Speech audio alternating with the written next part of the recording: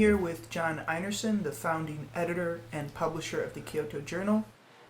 Referring to this photograph of yours behind us, could you tell us a bit about how it was taken, why you wanted to take it, how was it representative of your work? So the approach to this photograph comes from my studies in Miksang Photography. And Miksang was an approach to seeing in photography that began about 30 years ago with a man named Michael Wood, and he's one of my teachers, and he developed it with Choyan Trungpa Rinpoche, who was a Tibetan teacher who came to the U.S. and founded Naropa Institute, the first Buddhist university in America. And he was very interested in perception. And together they basically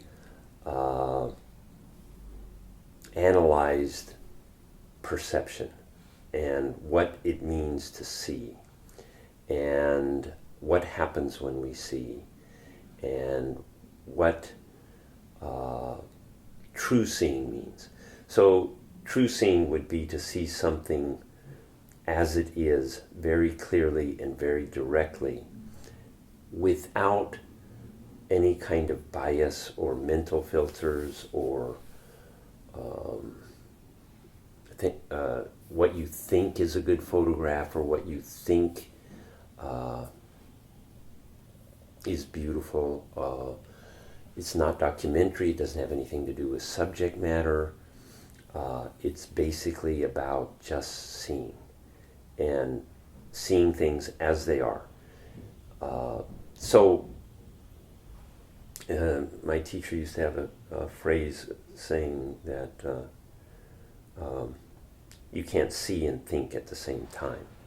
So my photography, my work is all about the experience of seeing, just seeing something. So there's no special context, there's no special narrative. It doesn't matter where it was taken, it doesn't matter what it is of. It's a perception. So what you see is what you see in the photograph is what I saw.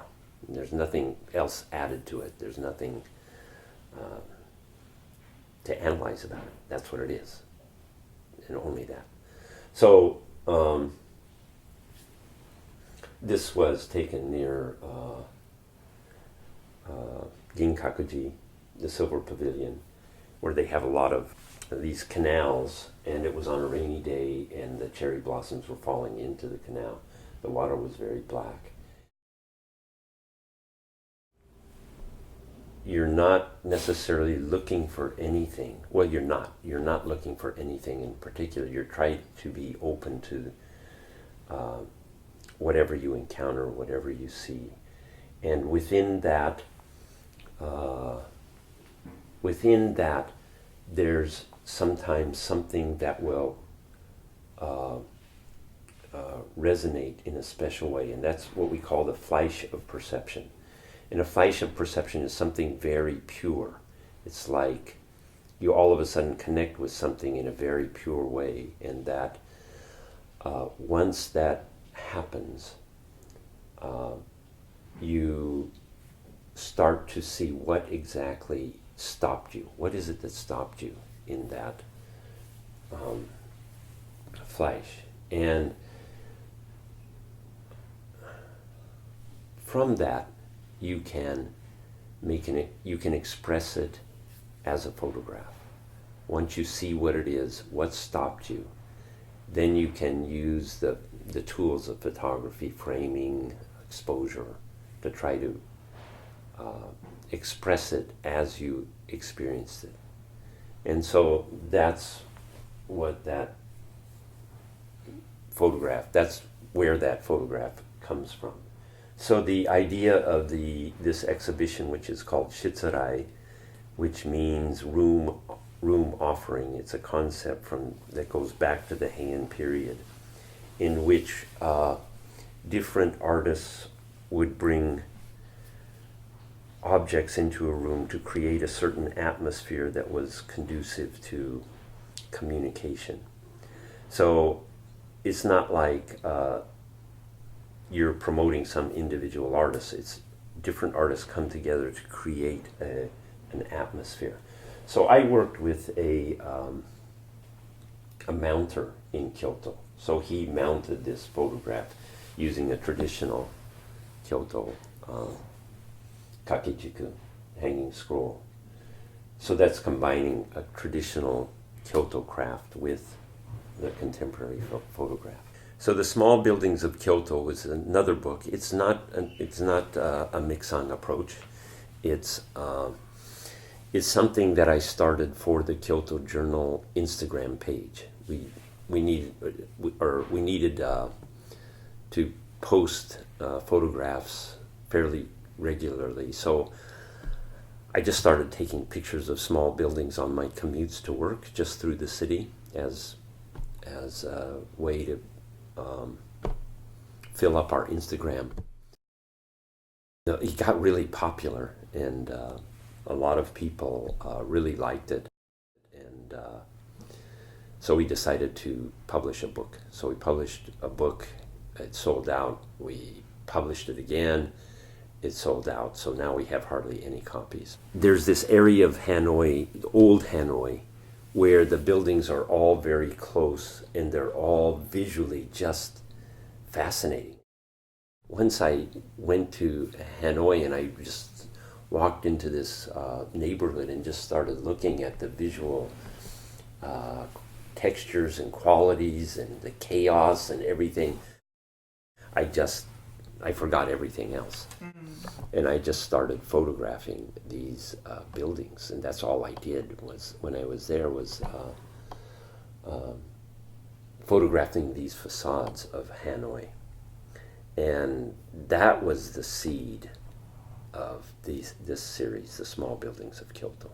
I had done this old book a long time ago on Zen temples in Kyoto, because I thought there was a guide. There should be a guide, because there's so many different temples in Kyoto, and the Zen temples are a real nice set of temples within Kyoto. And Zen was here for 700 years, and it's like a really important thing. So that was many, many, many, many years ago. I did this small book, and I always wanted to redo it because I didn't feel it was very good at all. I didn't feel it was so good. And so I asked John Dougal if he wanted to do it and write it, because I knew he was a writer and he was a historian. He wrote a book about the history of Kyoto. And then Eric Wee of Tuttle Publishing, he comes to Kyoto once a year, and he always meets different writers and wants to hear, do you guys have any ideas for a book, And so we pitched that to him, and he said yes. And so I spent a year going around too.